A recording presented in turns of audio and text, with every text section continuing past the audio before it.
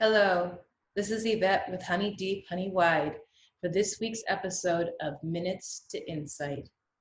Thank you so much for being here today. This is where I pull one fortune from all the fortunes that I've written since the last winter solstice and reflect on the meaning that it has for me at this time. And the way that I reflect on it at this moment is going to be very different from how I would reflect on it later today or earlier this morning. And that's what makes it so special, is because this insight that I gain from it belongs to now.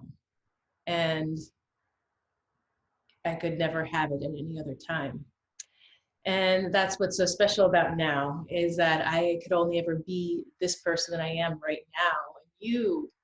You coming here and listening, this is the only time you could ever be the person that you are. We're never going to step into the same river, and that's exciting.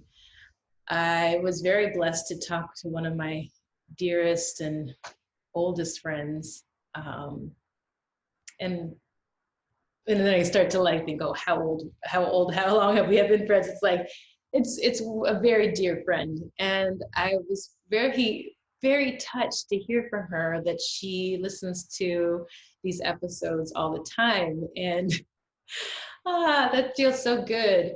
And not in any way does she see me as a guru, and that, to me, I'm so happy, because I would never see myself in that way or desire to be seen in that way. And it made me think about how I do want to be seen. How I want to be seen is as a spiritual comrade. And what I mean by that is in this holy battle that is life.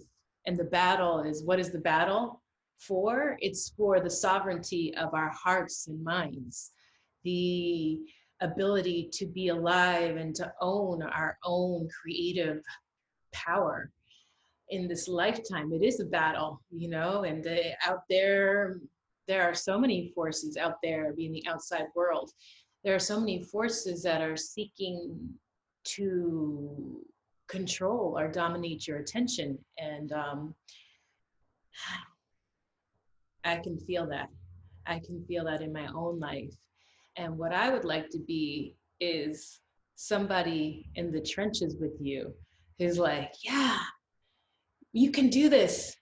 You can live this day, and you can find your liberation in this day, in this moment. And I can too. I love the feeling of being a spiritual comrade. And it's liberating, because it means I don't ever have to be right or have all the answers or have any answers, for that matter. I'm just somebody here in the trenches of love with you. So let's see, what is today's fortune to reflect upon?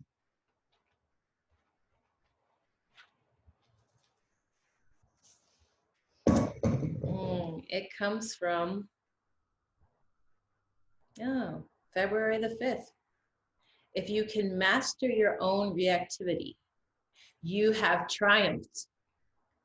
If you can breathe, hallelujah. All right. If you can master your own reactivity, you have triumphed. If you can breathe, hallelujah.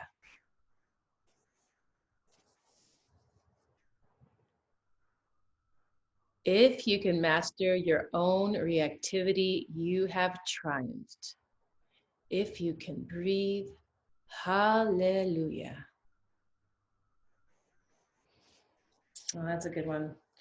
I don't exactly remember what it was that inspired this, but I think I might know which relationship inspired this. And it's a very fiery relationship that I have in my life that periodically we reconnect. And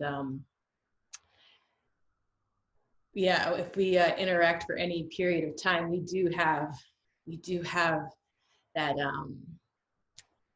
clashing of wills. And and it's such an amazing relationship because it I found in myself that I naturally attract a lot of chill, calm people because in this current lifetime, I'm here learning how to be calmer and more supportive and how to communicate and how to work with others and how to put the needs of others first. This is something I'm in training for in this lifetime. I can feel very much that it's very natural for me to put myself first and to want to be the top dog. I can feel those powers in me or those inclinations. And I am doing my very best in this lifetime to learn the other side. And so I have attracted a lot of calm, patient people who will give you the benefit of the doubt, or if they don't agree with you, they'll just back off and okay, well, we don't have to talk about this. And I'm so grateful for them because they make my work a lot easier. But I do have a few relationships that pop up now and then where it's not like that. And this is one particular relationship that I have in mind where it's like, whoa,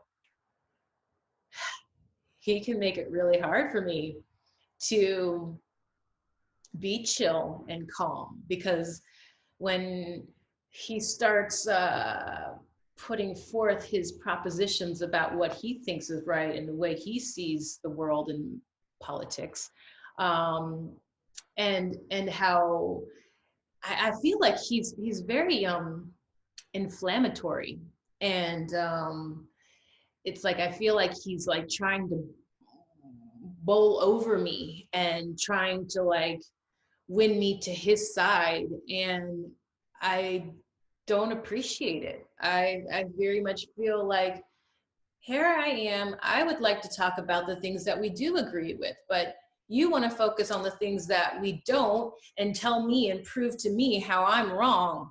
And if I were to talk to him, he would say that I'm the one doing that. that's the wild thing. It's like we are like when we're together and we're having these conflicts, we're like two sides of a mirror arguing with each other and saying like, you're trying to tell me, you're this, you're that, and we are basically mirroring each other in an argument. It's really profound. It's really profound. It has been a very instructive relationship. And so I think, I'm not sure, but we probably had one of these conflicts when in a recent time when I wrote this, and I think I may have let it go. You know, like I think what I was practicing with him was just like okay, I'm done with this. I'm not arguing about this anymore. Because I didn't want to continue to be in that space of reactivity. And I didn't really feel the ability to argue about a topic that, you know, it's not even my topic where I feel called to put attention. And so how can I argue about something that I'm not even that interested in becoming more familiar with all the sides of? It's like, this is just a topic that does not feel desirable in my life. So why am I going to argue about it with you? This is silly and ridiculous. And my reactivity, I could see my own reactivity was something that was childish and that I needed to grow out of. And I needed to be very selective about what I would and would not have an argument about. I'm not going to argue about this. No, I'm done. Oh, that was amazing. That was an amazing growing, teaching time. So what I came away from it was, if I can master my own reactivity, that is the triumph.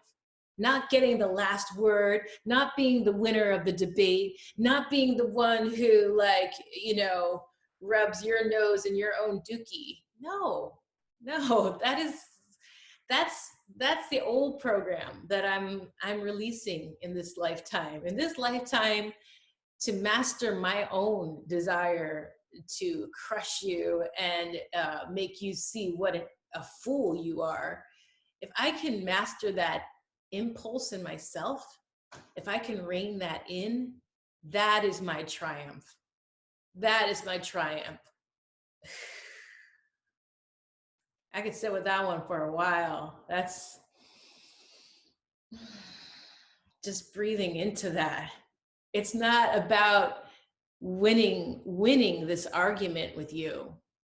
This is about mastering my own desire to win. Can I master my egoic desire to win? That's a big question. That's a big question.